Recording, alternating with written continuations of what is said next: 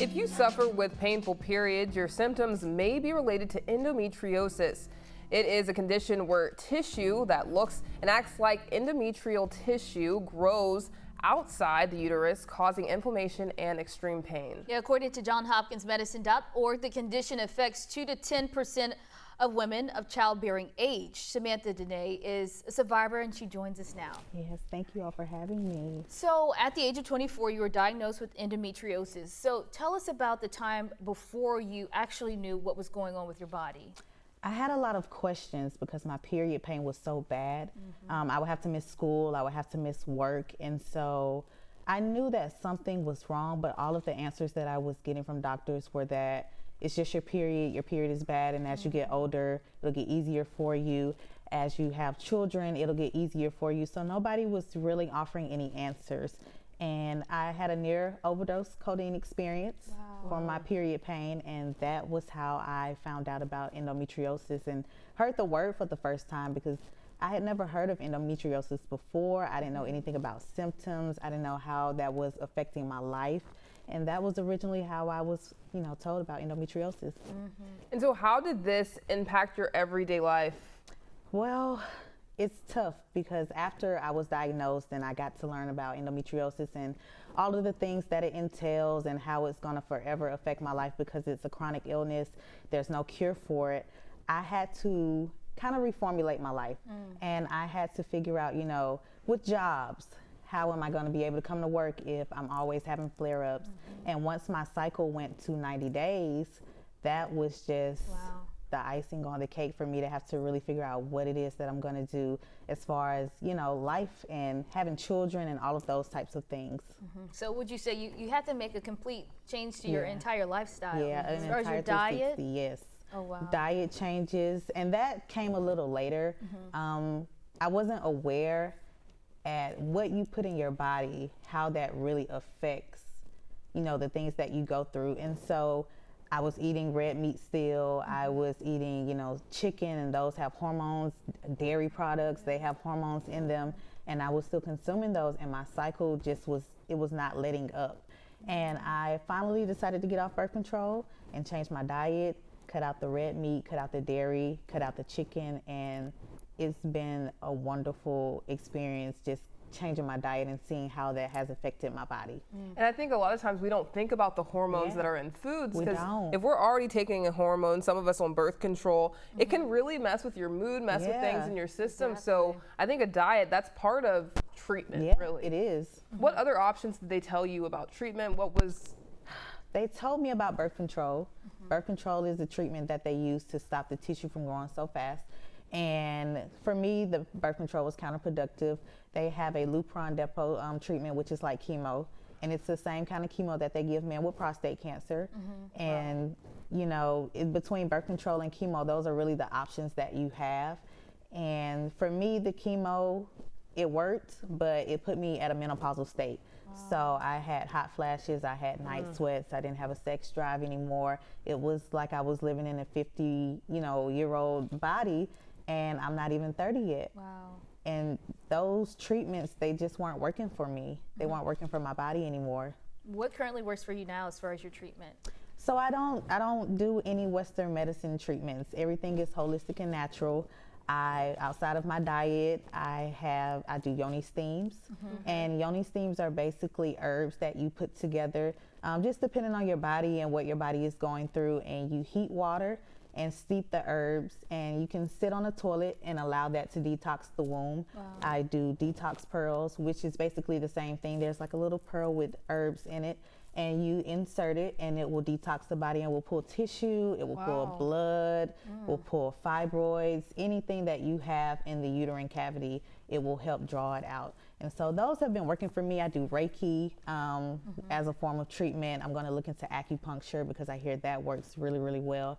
And anything that I know, I've gotten to know my body, and I think that's really important. When you have a reproductive condition like this, you have to really, really know yourself, and you have to know the things that your body can handle, and everybody can't handle birth control, and everybody can't handle chemotherapy treatments.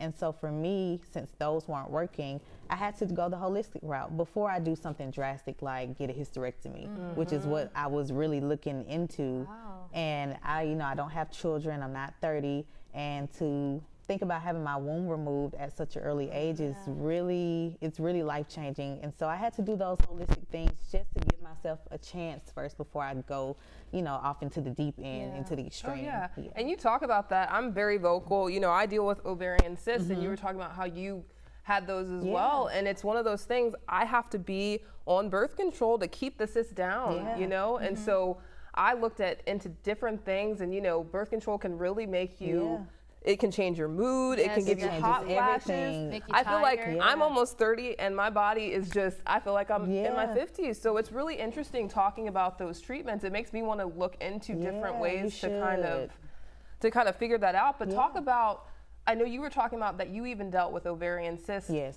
On top of having endometriosis, if you could talk about that a little bit more. So before I was diagnosed with endometriosis, I knew I had ovarian cysts, and the cysts were about to rupture.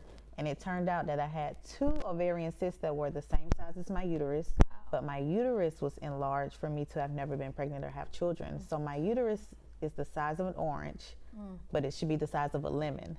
And then I have cysts that are the same size as my uterus. Wow. So it's like I have 3 oranges sitting in my cavity. Wow. Can you just imagine? I can only imagine, but it's just like you have such a good spirit about you. Going through all that pain, it is painful. We've all experienced it as women, having difficult periods and the pain that comes from it. And sometimes when you talk about it in front of men and stuff, they're like, "Oh no!" Exactly. But like, if only they knew how it felt, And it's a taboo subject. People don't like to talk about their periods or talk about their reproductive issues. But as women of color, we all deal with the same things, and we all need to talk about it so we can help each other, because I might know something, that y'all don't know. Exactly. Trust me, I learned something just now. And I can offer something, to you all. And that's the way it should go. We should all just talk about it's natural. Yes. Having a cycle is natural. It's nothing we can do about it. We have to have one. And so we should talk about all of the things that we go through so that we can each learn, and in that way we can help our bodies and heal our bodies together. Exactly. Yes. Well, that takes us to our next point. We're going to head off to break, but first we're going to have her, she's going to stick around with this and tell us how she's using her story to inspire other young women who may be going through the same situation. We'll be right back.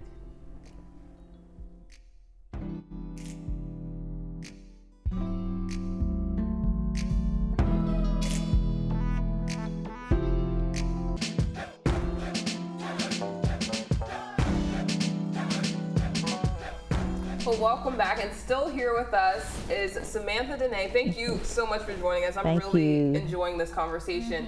So let's talk more about endometriosis. A big thing, does endometriosis cause infertility? Yes, it can cause infertility because of the tissue that grows and spreads into the uterine cavity. It can grow into your fallopian tubes. Like for me personally, I have scar tissue in both of my tubes. So conceiving children is not an option according to my doctors. But, there are a lot of women who have endometriosis that still, end up having children. So it's very possible, even if, your doctors will tell you can't have children, anything can happen. Oh yeah, trust me on that one, because like I was talking about with my cysts, they told me after my second surgery, they were like, oh, so you have to have kids between the ages of 17 and 19 if you want to have children. Yeah. And I said, my mom was like, no, and I said no. But I feel like if it's always, if it's in the plan, it will happen. It will happen. Exactly. And you were dealing with this situation at the age of 10.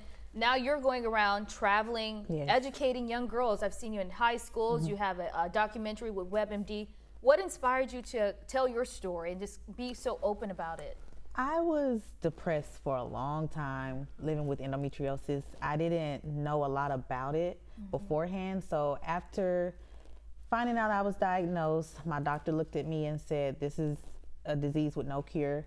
You're gonna always have this disease. There's nothing you can do outside of birth control treatments or the chemo treatment in order to, have some type of manageable life.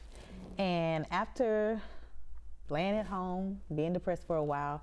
I looked at myself in the mirror and said, no more. Like, we're not gonna have this stop you and end your life. And I thought about it. When I was in high school and my periods were debilitating and everybody in school always knew when my period was on because I was always sick, wow. I needed somebody to talk to about my period pain, because if you don't experience it, you don't really think your period can cause all of those types of issues.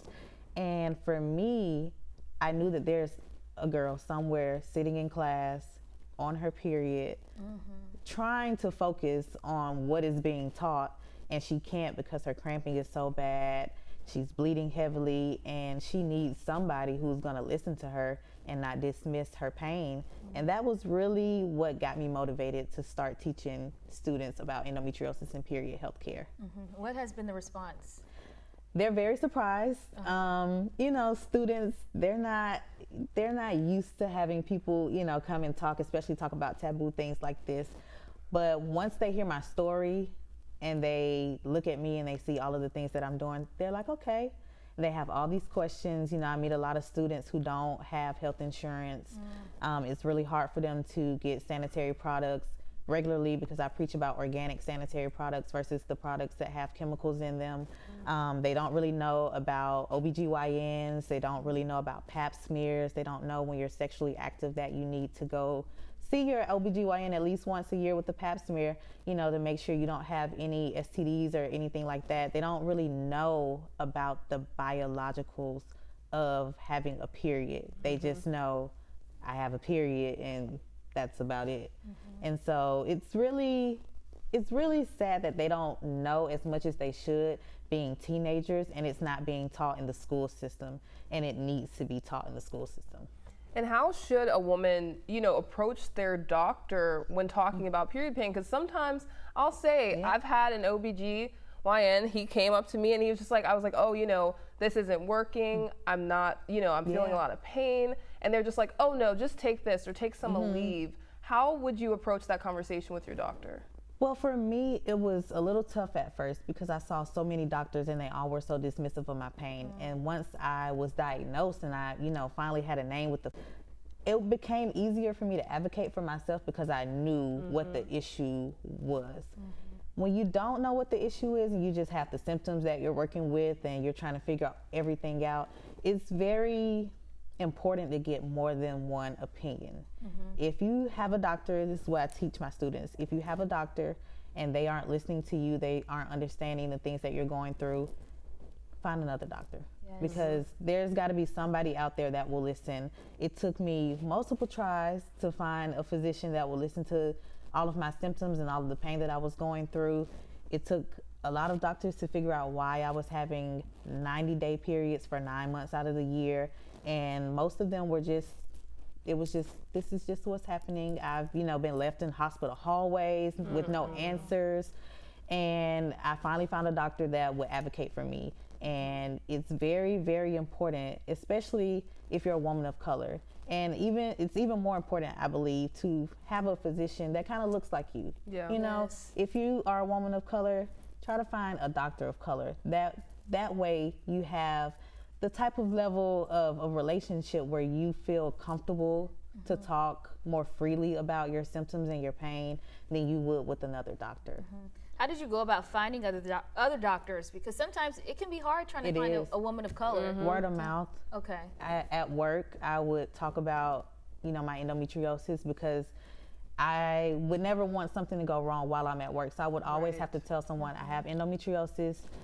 It's day 60 of my cycle. If I pass out, you know, don't freak out. And just from word of mouth and telling people at my job is how I found the doctor that I have. I've seen 5 doctors in the time that I've been a flight attendant, and those are just referrals from other flight attendants.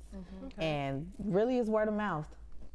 And what words of encouragement would you give other women going through similar things, teenagers? What would you tell them? Don't let this be the end of you, because just because you have a condition with no cure and you have a condition that is really painful, it's really hard to deal with and live a life with a condition like this, that doesn't mean that you can't live, because there are ways to treat it. There are ways to be able to have a manageable life. There are ways where you can still hang out with your friends or work a job. There are a lot of women I know who are bedridden from endometriosis. They can't go to work anymore. They can't do anything. They have children and they can barely care for their children.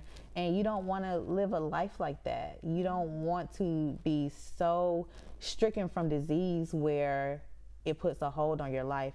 And so you have to really encourage yourself, and it takes a lot.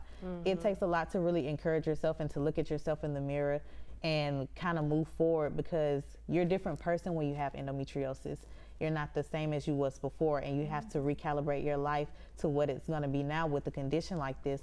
But it's possible, and for me, when I decided to get up off the couch and not let endometriosis defeat me is when I started listening to my body. See, us as women, our intuition is in our wombs. Yes. And when it becomes clouded with disease, it's clouded because of trauma that we've endured throughout our lives. And that's trauma that we need to heal from in order to clear the womb. And when your womb is clear, it'll be clear from disease.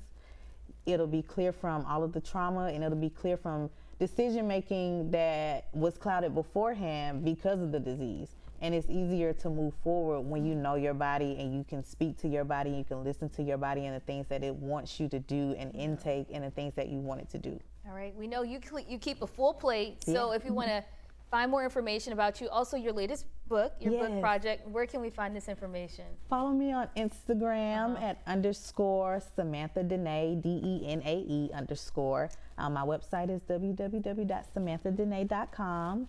And you can find everything there, books, different speaking engagements that I'm doing for the month of March, which is Endometriosis Awareness Month. And you'll find everything there. You can send me DMs, ladies, if you have issues and you don't want to talk about it. I will respond to your DMs if you have any questions about any reproductive issues. All right, thank you so much for joining us. Thanks for being so open about your Thank situation. you for having me. Of course. Well, coming up on Being a Woman, Disney, they're launching